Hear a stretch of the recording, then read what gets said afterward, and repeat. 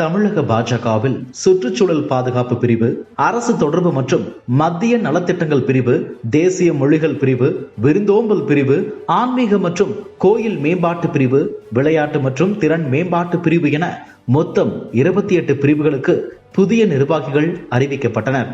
அதில் விளையாட்டு மற்றும் திறன் மேம்பாட்டு பிரிவுக்கு நியமிக்கப்பட்ட 2 பொறுப்பாளர்களில் தமிழக பாஜக தலைவர் நயினார் நாகேந்திரனின் மகன் நயினார் பாலாஜியும் ஒருவர்.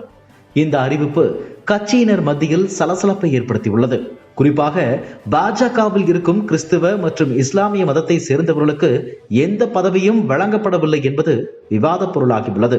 இது தொடர்பாக பைக் ரேசரான அலிஷா அப்துல்லா தனது எக்ஸ் பக்கத்தில் வெளியிட்டுள்ள அறிக்கையில், பிரதமர் மோடி மற்றும் அண்ணாமலைக்காக மட்டுமே பாஜகவில் நான் இணைந்தேன். ஏனென்றால் அவர்களின் பார்வை மிகவும் தெளிவாக உள்ளது.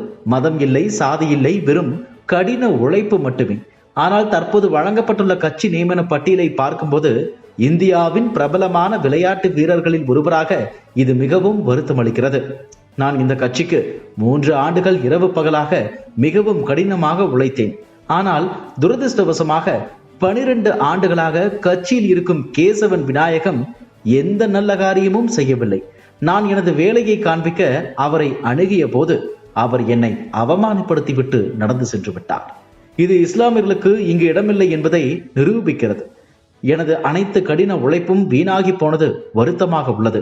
28 பொறுப்புகளில் ஒரு கிறிஸ்தவர்களுக்கோ அல்லது இஸ்லாமியர்களுக்கோ இடமில்லை என அலிசா தனது வேதனையை தெரிவித்துள்ளார். இதுபோன்ற செய்திகளை மேலும் தெரிந்து கொள்ள எங்களது யூடியூப், ஃபேஸ்புக் மற்றும் ட்விட்டர் ஆப்களை சப்ஸ்கிரைப் செய்யவும்.